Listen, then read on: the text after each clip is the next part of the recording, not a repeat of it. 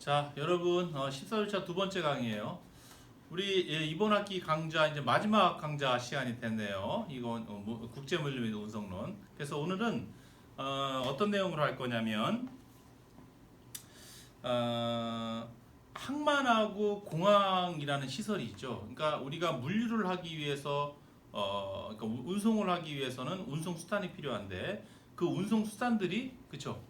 거쳐가고 또는 출발 도착하는 그런 역할을 하는 시설들이 항만과 공항이 되는데 그런 항만과 공항이 어떻게 되고 있냐면 대형화되고 있고 또 자국의 항만과 공항을 해당 지역의 허브 공항, 허브 항만으로 만들고자 하는 노력들이 지금 치열하게 전개되고 있어요. 그러니까 우리나라가 속해 있는 동북 아시아 지역에서도 허브 항만, 허브 공항의 위치를 놓고 많은 나라들이 경쟁을 하고 있죠. 그러한 상황에 대한 이야기, 그 다음에 물류 허브로서의 위치가 왜 중요한지에 대해서 또 허브가 되려면 어떤 요건이 돼야 되는지에 대해서 한번 알아볼 수 있도록 그렇게 하겠습니다. 자, 허브란 뜻이 뭘까요, 여러분? 허브. 허브는 보통 그러니까 우리가 알고 있는 뭐 약초인 허브도 있지만 지금 여기서 얘기하는 허브는 이 허브입니다. 이 허브. 음.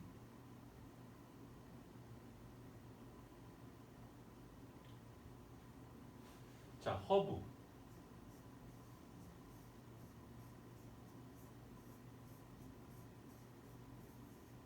자, 허브는 그쵸. 바퀴살을 갖고 자전거 바퀴살을 한번 갖고 얘기할까요? 자전거 바퀴가 있으면 여러분 요 가운데 축이 있죠. 그죠? 축. 그다음에 요 축을 중심으로 바퀴살이 이렇게 있죠, 여러분. 그래서 이 자전거 바퀴의 요 축 역할하는 요것을 허브라고 하고, 그다음에 요 바퀴살을 스포크라고 하죠, 여러분. 스포크. 그래서 물류 운송 노선을 계획할 때 요 바퀴살과 같은 형태로 많이 구성을 합니다. 항공 운송은 거의 100% 그렇고요. 육상 운송 중에서 택배 운송 같은 거 할 때 여러분 전부 이 허브와 스포크 방식으로 해요. 그래서 이걸 합쳐서 HNS 방식의 노선 이렇게 얘기해요. 허브 앤 스포크 방식의 운송 노선을 구획한다 이렇게 얘기하죠. 이 허브 역할을 하는 것들이 주로 이제 육상 운송 노선에서는 물류센터가 하는 거고 이 스포크망은 뭘까요, 여러분? 각각의 영업망이죠. 지점들을 말하는 거죠. 항공 운송도 마찬가지겠죠. 이 허브 역할을 하는 공항이 있을 거고 그 공항을 중심으로 또 다른 작은 지선인 노선들이 발달해 있는 거예요. 그렇죠? 그래서 항공사 입장에서 어떤 공항을 자기 항공사의 허브 공항으로 삼느냐에 따라서 그렇죠? 그 허브 공항이 규모가 커질 수도 있고 작을 수도 있고 그렇죠. 근데 항공사 입장에서는 어떤 공항을 자기 운송사인 자기 항공사의 허브 공항으로 삼으려고 할까요? 그러니까 공항은 항공사가 고객이 되는 거죠, 고객이. 그렇죠? 그러니까 항공사가 이용하기에 편리한 공항. 항공사가 이용하기에 편리한 공항은 일단 항공사가 공항을 이용할 때 내는 공항 사용료가 좀 저렴해야 되겠죠. 또 공항에 자사 항공기가 뭐 급유를 한다든지 아니면은 다른 항공기 운항에 필요한 모든 편의 시설 이런 것들이 잘 갖추어진 곳. 그다음에 공항 운영 시스템이 굉장히 안정적이고 첨단화되어 있는 곳을 선호하겠죠. 그렇죠? 그리고 해당 공항의 노선이 잘 발달될 수 있는 곳. 잘 발달될 수 있는 곳은 뭐예요, 여러분? 그쪽에 화물 수요가 많은 지역 이렇게 되겠죠. 그래서 그런데 지금 우리나라 인천국제공항 어때요? 굉장히 크고 좋은 수준의 공항이죠. 그래서 동북아시아 지역에서 우리나라도 항공 물류의 허브로서 인천국제공항을 육성하고자 하는 정책적 의도를 가지고 있어요. 또 부산항도 마찬가지죠. 부산 신항도 이쪽 지역에서 동북아시아 지역에서 허브 항만으로 이렇게 육성하고자 하는 의도를 갖고 있어요. 또 주변 국가인 중국, 일본 이런 데서도 그렇죠. 동북아시아 지역에서 항만 또 공항을 가지고 자국의 항만 공항이 동북아시아 지역의 허브 공항이 되고 싶어하는 그런 의지들을 가지고 있죠. 그래서 뭐 우리나라 인천공항과 같은 규모의 뭐 중국에서도 뭐 상하이의 푸동공항 같은 것도 새로 만들었고, 그다음에 뭐 일본에서도 기존의 도쿄 지역에 그죠 나리타 공항 같은 게 너무 이제 낡고 포화가 되다 보니까 이쪽 오사카 지역에 한국의 인천공항과 견줄 수 있는 뭐 간사이 공항을 만들고 이렇게 하는 것이죠. 근데 지금 상태는 어때요, 여러분? 동북아시아 지역의 허브로서 우리 인천국제공항이 경쟁력이 있나요? 경쟁력이 있죠. 왜 그러냐면 서로 자국의 공항을 이제 물류 허브로서 이렇게 유치하고자 하는 그런 의도를 갖고 있었지만 지금의 스코어로 보면 한국의 인천국제공항이 선전하고 있다라고 볼 수 있는 거예요. 자, 항공산업은 공항 운영, 항공사 운영, 항공기 제조 등등등한 모든 항공산업은 여러분 선진국형 산업으로 분류가 됩니다. 그렇죠? 그 나라의 과학 기술이 발달해야지만이 또 경제력이 우수하고 일정 수준 이상의 어떤 역량을 갖고 있어야지만이 발달할 수 있는 그런 특수한 산업이에요. 그런데 항공기가 이용하는 공항의 입지는 어때야 될까요, 여러분? 일단 항공기가 이착륙하려면 최소한 4km 넘는 활주로가 확보되어야 되니까 굉장히 넓은 면적을 필요로 하는 거죠. 그러한 넓은 공역을 확보할 수 있는 지리적인 좋은 지역이 있어야 돼요. 근데 대부분 어때요, 여러분? 그런 지역을 찾기가 어렵죠. 그죠? 그러니까 우리나라도 어때요? 인천국제공항 지역이 영종도 섬이잖아요, 섬. 영종도와 용유도 사이를 이렇게 매립해서 공항을 만들게 되었는데 그러다 보니까는 잘못 지역을 선정하면은 그죠? 민원도 많이 발생하죠. 이착륙할 때 소리가 많고 그러니까 그런데 일본 같은 경우도 이제 경쟁을 하려면 자국에도 이제 그런 공항 부지가 있고 해야 되고 민원이 발생하지 않는 지역을 선정을 하려다 보니까 마땅한 데가 없는 거죠. 그러니까는 오사카만을 앞에 거기 인공섬을 만들어서 공항을 만들게 됩니다.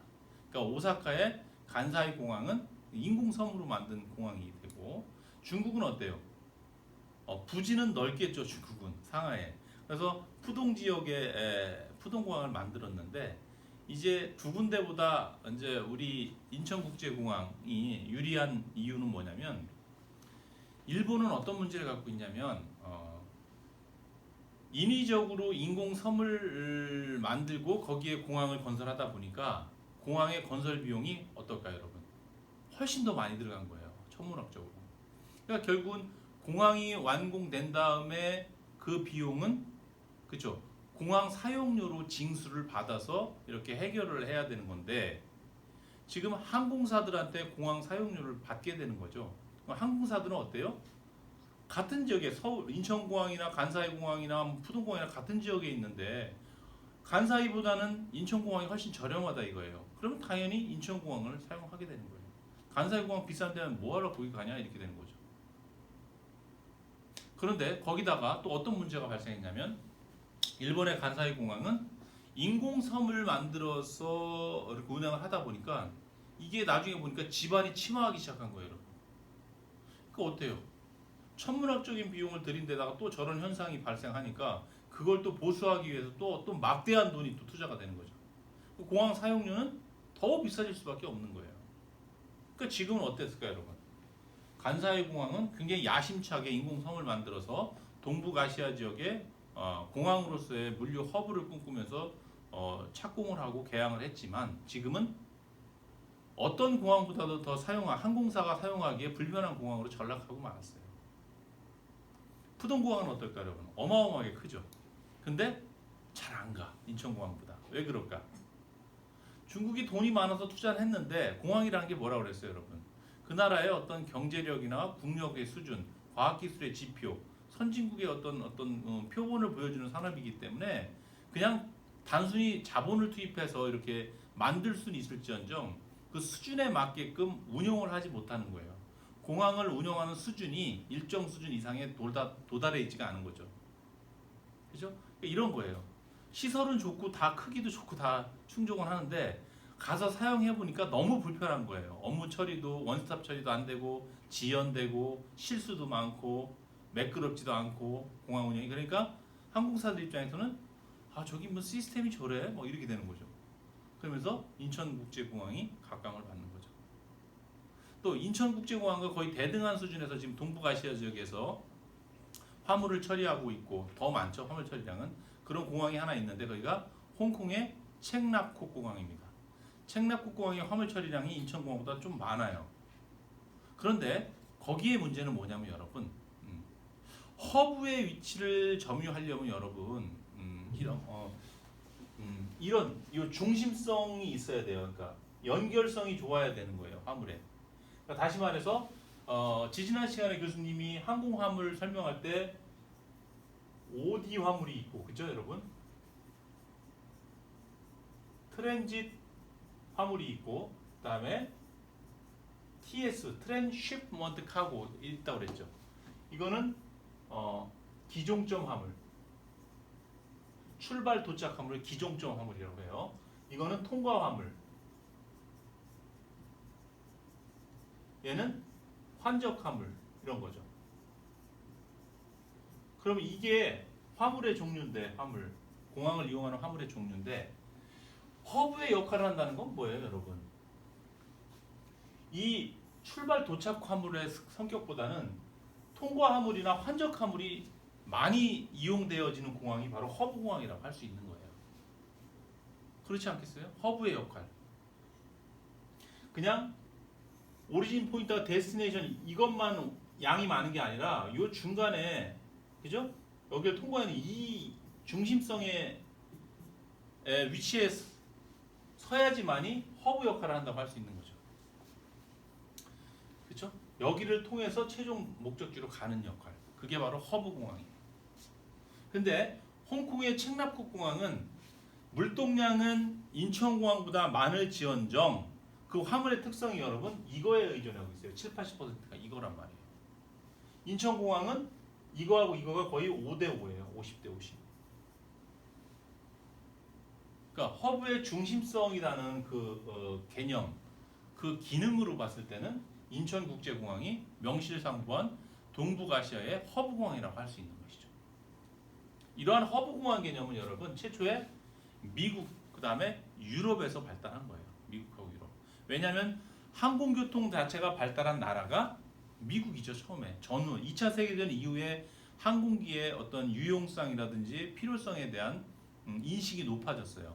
2차 세계대전 때 군용기로 이렇게 항공기를 써서 전쟁을 수행했었죠. 해보니까 앞으로는 항공기가 좀 많이 발달하고 일반 산업에도 많이 쓰이고 사회에도 쓰일 수 있겠구나 해서 항공이 발달하게 되는데 미국은 당연히 국토도 넓고 이동 간에 항공기가 굉장히 효율적인 운송 수단이 됨에 따라서 항공이 발달할 수밖에 없었죠. 공항도 굉장히 많죠, 미국은.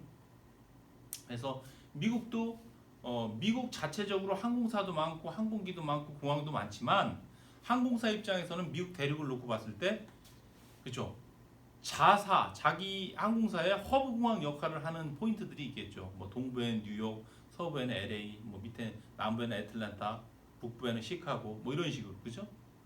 거기까지 운송을 하고 거기서부터는 뭐 저가 항공사인 LCC 항공사나 지역 항공사를 이용해서 그 허브 공항 주위의 중소 도시로 운송하는 허브 앤 스포크 노선을 구축했던 거예요.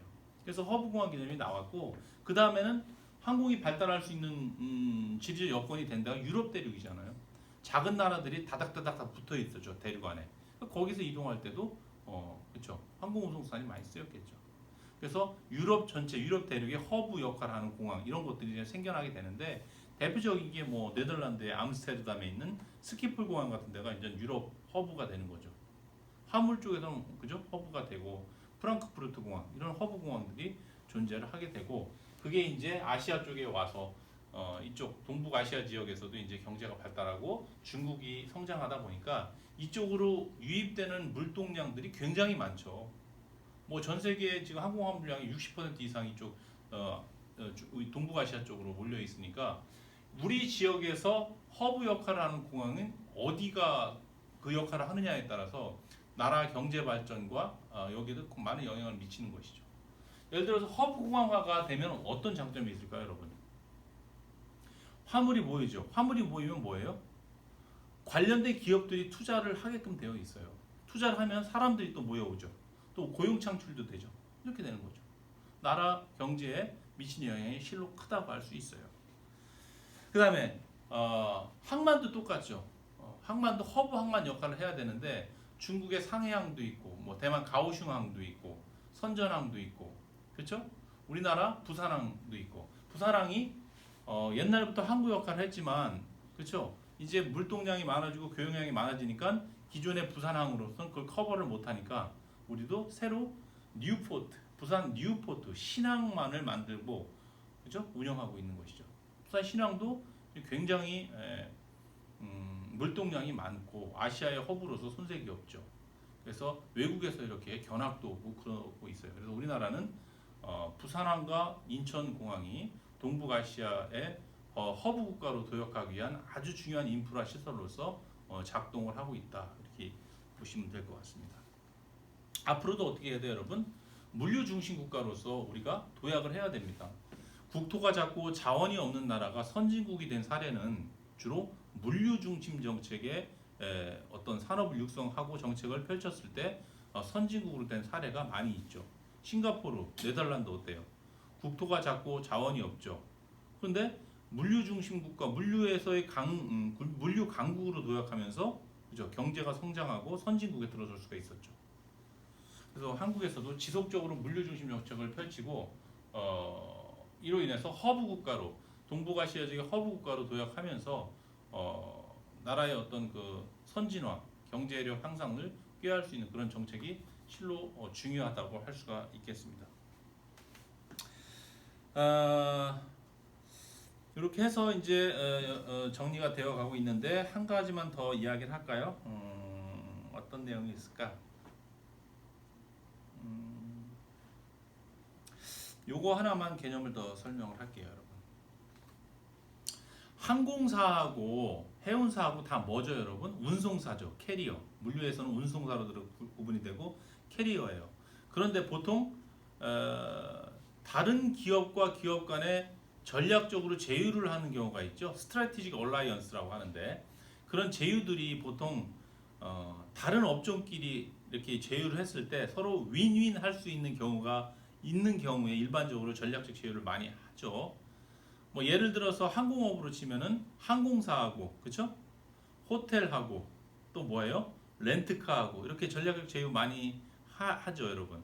그래서 뭐 저희 항공사를 이용하게 되면 뭐 제주면 제주 지역에 있는 우리와 연계되어 있는 전략적 제휴 관계에 있는 공항 에어텔 아시아나 에어텔 개념의 호텔을 이용하게 되면은 뭐 숙박요금 30%를 DC해 준다. 또 그 호텔에 가면 우리 호텔에 투숙하시는 분들은 그렇죠? 우리가 제휴 관계에 있는 렌트카를 이용하시면은 뭐 요금을 40%를 DC해 준다. 이렇게 해서 서로 연관성, 시너지를 맺을 수 있는 기업끼리 이렇게 제휴 관계를 맺는 경우가 이제 전략적 제휴 관계 이렇게 얘기하는데 항공사하고 해운사 같은 경우는 동종 업종끼리 이런 전략적 제휴가 잘 되어 있어요. 자주 발생하고. 그래서 항공 같은 경우는 크게 전략적 제휴 동맹체가 세계적으로 3개가 있는데 스카이팀, 그다음에 스타얼라이언스, 원월드 이렇게 되어 있습니다. 그래서 우리나라 대한항공 같은 경우는 스카이팀의 일원이고 아시아나항공은 스타얼라이언스라는 전략적 제휴팀의 일원이에요. 그러니까 항공사끼리 서로 윈윈하고자 동맹을 맺는 거죠. 해운사 어때요? 해운사도 자기들끼리 동맹을 맺어요. 그러니까 큰 해운사와 뭐 제일 큰 머스크라든지 스위스의 MSC라든지 이런 큰 해운사하고 상대를 하려면 중소 해운사들이 이렇게 뭉쳐갖고 같이 동맹을 맺고 이렇게 제휴 관계를 맺게 되죠. 그래서 이렇게 하는 이유는 뭘까요, 여러분? 원래 같은 업종은 경쟁 업종인데 경쟁사가 될 확률이 많은데 동맹을 하는 이유는 서로 그렇게 했을 때 서로가 윈윈할 수 있는 경우가 많기 때문이에요. 대표적으로 항공을 예를 들면 이런 거죠. 아시아나항공이나 대한항공은 인천공항이 어때요? 허브공항이죠. 여기에 모든 것이 잘 세팅돼 있어요. VIP 라운지도 있고 급유시설도 있고 자기 경납고도 있고 다 좋은데 예를 들어서 우리나라 항공사가 취항하는 지역이 엄청나게 많을 거 아니에요, 전 세계에. 거기에 다 인천공항처럼 자기 항공사를 위한 시설이나 여건이 다 세팅이 돼 있느냐? 그러지 못하겠죠. 그렇게 해야 되는 거죠. 일관된 서비스를 제공하려면 그런 시설이 그대로 세팅이 돼 있어야 되는데 그러기에는 현실적으로 불가능하죠. 엄청난 비용 소요가 되죠. 그러니까 예를 들어서 에어프랑스와 같은 동맹이다. 같은 동맹체 일원이다. 그러면 에어프랑스 너네는 인천공항에 왔을 때 우리가 급유도 해주고 너네 프랑스 파리에서처럼 원활하게 너네 항공사 운영할 수 있게 도와줄게. 만일 내가 프랑스 파리에 갔을 때 필요한 거 있으면 너네 에어프랑스 걸 쓰게 해줘. 이렇게 되는 거죠. 그럼 중복 투자를 막을 수 있겠죠. 한국에 있는 VIP 라운지, 우리 이 고객의 위해서 VIP 라운지를 에어프랑스 걸 그쪽에서 쓰면 되고 이렇게 되는 것이죠. 그렇게 해서 서로가 윈윈하고 광고를 해도 돼요. 마케팅도 자기 항공사만 하는 것이 아니고 전략적 제휴 동맹체 모두를 광고해요. 그래서 아시아나항공이나 대한항공 선전을 보면 항상 자기의 전략적 제휴 동맹체인 스카이팀의 마크 또는 스타 얼라이언스의 마크가 같이 광고가 되죠. 여러분들도 아마 항공기를 타면 그런 마크들을 볼 수가 있을 겁니다. 그 다음에 해운사도 동맹을 하면 이런 거예요, 여러분. 뭐 해상 운송 노선을 운영하는 데 있어서 뭐 해당 노선별로 자기 배를 하나씩 투입하면 좋겠지만 항공기도 마찬가지고 거기에 운송 소요는 있는데 그것을 위해서 항공기 한 대, 배 한 대를 배정할 수는 없잖아요. 그죠? 그 다음에 어떤 노선은 물동량이 많기도 하고 적기도 하고 이런 현상들이 벌어지는데 그런 경우에 대비해서 매번 배를 사거나 이렇게 할 수는 없으니까 우선은 운행하다가 이쪽 노선에 물량이 포화가 돼서 이렇게 넘쳐나기 시작하면 배에 운송할 배가 부족하게 되잖아요. 그러면 동맹체 배를 빌려다가 투입하고 이런 식으로 하는 거예요. 이런 동맹체를 통해서. 그래서 요까지 이렇게 해서 간략히 알아보고 이번 학기에는 이렇게 해서 여러분 국제 운류 및 운송론 강의를 마칠까 합니다. 그동안 여러분 비대면 강의를 통해서 성실하게 공부를 잘 해줬으리라 보고 고맙게 생각합니다. 그래요. 이번 학기가 이거로 모두 마치겠습니다.